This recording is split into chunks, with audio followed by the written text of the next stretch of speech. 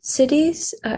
Hello, everyone. My name is Madison Gomez, and for my final project, I did transportation issues in cities and communities. But my thesis is by improving transportation, investing in renewable energy like solar power, and designing cleaner urban systems, Arizona communities can significantly reduce their carbon footprint and create healthier, more sustainable cities.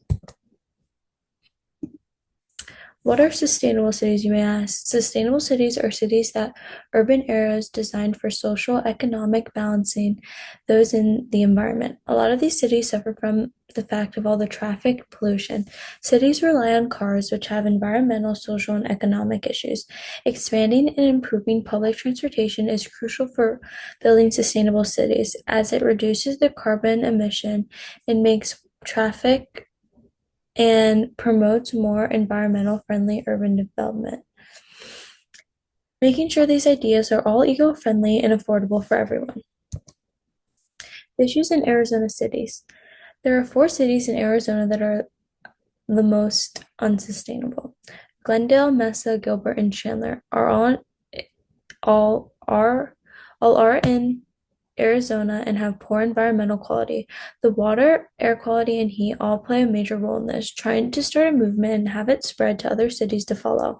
And cities that meet current requirements without jeopardizing the ability of future generations to meet their own needs for future kids, just being able to minimize the negative impact of transportation on the environment. A lot of people depend on cars, so dependency is everywhere. I feel like people rely too much on cars. 40% of global transportation is CO2 emission. Having an electric car is very beneficial, so many people. My family owns electric cars, and I think it's better for the environment. It helps with air pollution and car emission, and I think it's really beneficial in the long run. The impact. This is one of the biggest problems for climate change. Having already bad air quality will affect everyone. Having bad air quality will have more problems down the line, like health issues. So you kind of view it as like health issues and like get a better understanding of that. Using cars, there's a lot of traffic all the time and it's waste of time. Everyone is trying to get somewhere at once and it spreads more pollution and gas emission.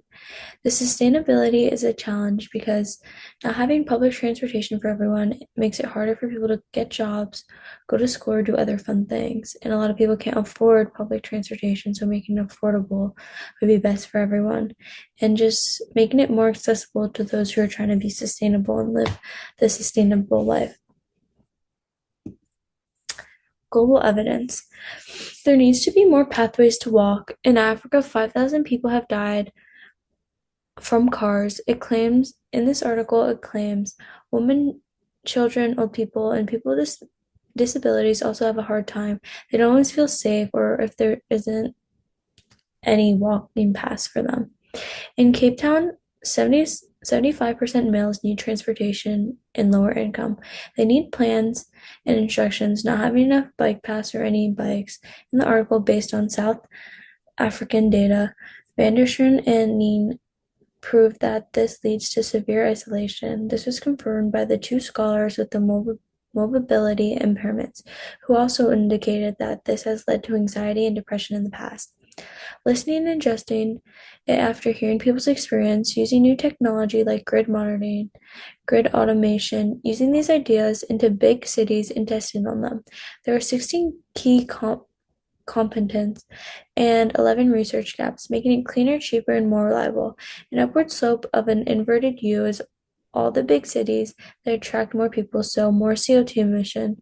The bigger the city, the more people that are going to come, and the more tourists, and more pollution and energy that's being used. Some solutions: as cities find ways to have better innovation, it cleans up the emission and it starts to go down in a downward slope. Urbanization can help and make more renewable energy. One city that is excelling in making a city more sustainable is also Norway. I have that in bold. In 2023, 82% of people have gone electric cars, and it's recommended, like I said before. Ways to reduce these are reducing greenhouse emissions by taking rides with friends or carpooling, using public transportation, biking, walking, and just not using cars in a way to pollute the earth. Reducing and reusing, recycling, using paper things and not plastic, trying to preserve water by washing your clothes less, brushing your teeth and not letting the water run, and not using a lot of water when brushing or showering or washing dishes. Solutions in Arizona. Lowering ways to reduce the carbon footprint in cities across Arizona. You can invest in solar panels. I know my family and all my friends have it, and we have solar lights instead of using energy to conserve it and make it more sustainable.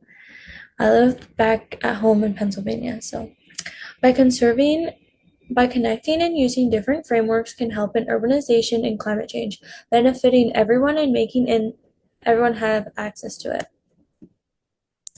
This is kind of like my diagram summary, and like my loop feedback. So basically explains how cleaner transportation creates a positive cycle in cities. When more people walk, bike, or use public transportation, emission goes down and the air gets cleaner. This leads to healthier communities and safer streets, which encourages even more people to choose sustainable transportation. With less traffic and more demand for clean mobility, cities invest in better bike lanes and pedestrian paths.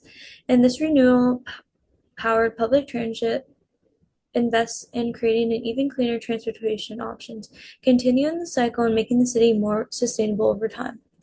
So you just see it's like a cycle, like it just goes in a circle.